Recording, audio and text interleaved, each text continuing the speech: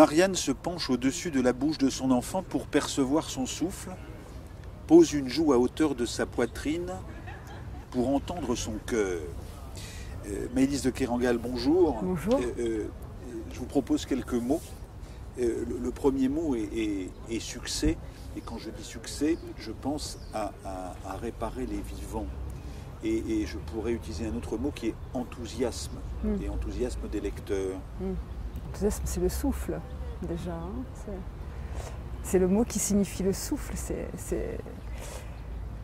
C'est beau. C'est le souffle de la vie. Enfin, c'est vrai que pour moi, c'est des mots qui résonnent avec ce livre. Enfin, ce qui est intéressant, c'est d'établir cette résonance. Alors le succès, pour moi, c'est un mot qui est plus compliqué parce que bon, dans ce livre, d'abord il y a le succès de cette greffe, effectivement, alors qui reconduirait peut-être aussi le succès du livre. Mais à quoi on mesure le succès d'un livre? Moi, la perception que j'en ai n'est pas celle d'un objet de succès, mais plutôt celle d'un objet d'enthousiasme, en fait. C'est plutôt ça qui me touche. Il se passe quelque chose d'assez inédit pour moi autour de ce livre qui se manifeste par les retours de lecture que me font les lecteurs. C'est la première fois qu'un tel souffle, une telle parole s'emballe autour de ce texte et que ce texte déclenche finalement une forme de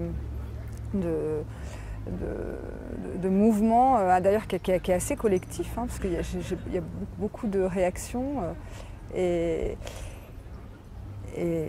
je reçois ça avec quand même voilà. Alors c'est inédit totalement, parce qu'en fait il faut régler sa place après, c'est-à-dire vous voyez, on reçoit ces réactions. Je ne les trouve pas bizarres. Ce qui est en soi, ce qui est plus inédit pour moi, c'est comment je me place. Est-ce qu'il faut répondre, est-ce qu'il faut rentrer dans des relations. C'est aussi un livre qui suscite des histoires, c'est-à-dire qu'on vient me raconter des histoires de vie, des témoignages. Alors, est-ce qu'on commence une relation? Est-ce qu'on rentre dans des dialogues? Est-ce qu'on accuse une réception? Est-ce qu'on écoute? Est-ce qu'on accuse le cœur? Est-ce qu'on accuse le cœur? Ouais, c'est ça. Est-ce qu'on accuse le cœur? Voilà, moi je suis plutôt dans un temps d'écoute et de disponibilité pour tout ça. Je pense que c'est surtout la vie du livre qui se noue en ce moment et qui requiert quand même que je sois disponible et à l'écoute, en fait. Alors le deuxième mot, il est tempérant, j'imagine, puisque le deuxième mot, c'est l'intrus. Ouais. Et je pense à Jean-Luc Nancy, ouais. Hein, et donc à ce livre qu'il a écrit sur une greffe. Sur la sienne. Sur la sienne. Et le mot qu'il utilise, lui, c'est l'intrus. Oui, alors l'intrus, c'est ce qui est très beau dans le livre de Jean-Luc Nancy, et ce qu'il en fait est admirable, c'est-à-dire qu'il en fait un motif politique. C'est-à-dire l'intrus, c'est l'étranger qui est en moi, qui est en nous, qui est aussi un motif littéraire en fait. Hein. C'est-à-dire c'est le jeu est un autre, c'est voilà, on est faillé, peut-être que il y a, voilà, l'identité de chacun, elle est mouvante, elle peut être plurielle. En tout cas, lui spécifiquement, il fait de ce cœur qu'il a reçu un motif politique très fort. Et j'avais été assez impressionnée par ce livre. Dans le mien, si vous voulez, la question du cœur de Simon, le jeune héros, n'est pas mise en orbite, je dirais, sur le même mode que... c'est-à-dire que moi j'ai écrit le livre du donneur, j'ai pas écrit le livre de la receveur. Pour moi, ce livre n'est pas le livre de Claire Méjean, la receveuse. Ma question n'était pas comment vit-on avec un corps étranger en soi, avec cet intrus en soi, avec cette idée de l'intrusion et en même temps voilà, d'une autre exploration et de l'étranger. Moi, la question de mon livre, c'était plutôt la question du don, c'est-à-dire ce qui est l'angle mort et le point aveugle de toute greffe. Derrière toute greffe, il y a quelqu'un qui est mort et qui a donné. Et c'est ça que ce livre regarde. Enfin, donc c'est une autre intrusion, d'ailleurs, mais qui est enfin, ça rend réversible, si vous voulez, la proposition de Jean-Luc Nancy, c'est-à-dire qu'on renverse la proposition et on fait intrusion dans une autre zone, c'est-à-dire l'intrus. Et peut-être ce qui fait intrusion, c'est finalement le fait que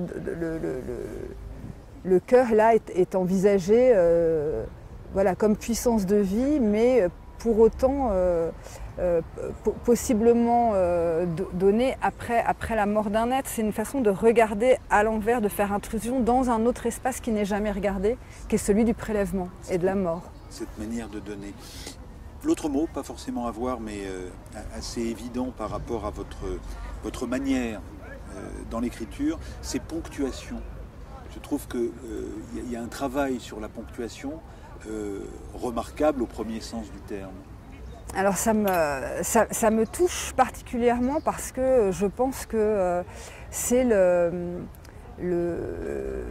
dans le processus de travail, je pense que c'est la ponctuation qui requiert le plus mon attention et là où je suis à la fois, je pense, forte et aussi fragile. Le texte reste longtemps fragile et finalement c'est la ponctuation qui va le stabiliser et c'est toujours ces signes, ils viennent le stabiliser. C'est toujours un geste aussi qui est un geste d'achèvement du texte.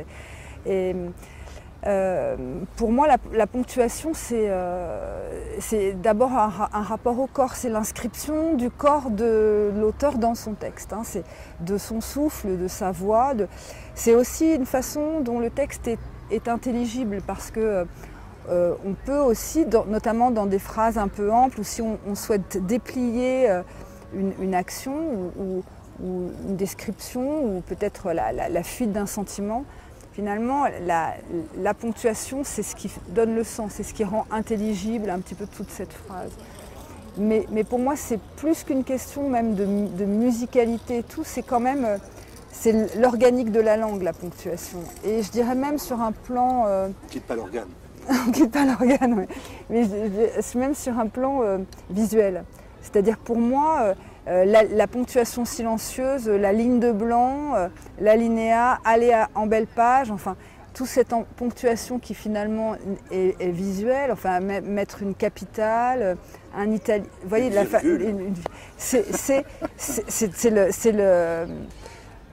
Pour moi, c'est vraiment tout très important et c'est là où je pense que je suis le plus inquiète et en même temps le plus passionnée. Enfin, les questions de ponctuation me fascinent beaucoup. J'ai une dernière expression à vous proposer. Je pense à ceux de la corniche Kennedy. Et l'expression, c'est petit con. Ah, les petits cons de la corniche. Alors, bon, ce que j'aime dans l'écriture... Et en général, qu'est-ce que c'est l'idée du petit con? L'idée du petit con. Alors, d'abord sur le plan littéraire, voilà, une locution comme petit con, ça débarque dans un texte littéraire. Ça crée immédiatement un grain, c'est trivial, c'est un peu grossier. Pour autant, je pense qu'on peut aussi l'entendre avec une certaine tendresse, comme c'était le cas dans Corniche Kennedy. Mais surtout, si on regarde voilà, comment ça s'inscrit dans la page, bon, bah, c'est immédiatement la présence de l'oralité, d'un autre langage, et finalement ça désigne le fait que la langue, la mienne, la nôtre, elle est faite de tas de strates de langues qui sont prélevées dans des zones différentes, c'est-à-dire l'argot, la technique, la langue médicale, la poésie. C'est un texte qui cite des vers connus qui sont tissés dans des phrases.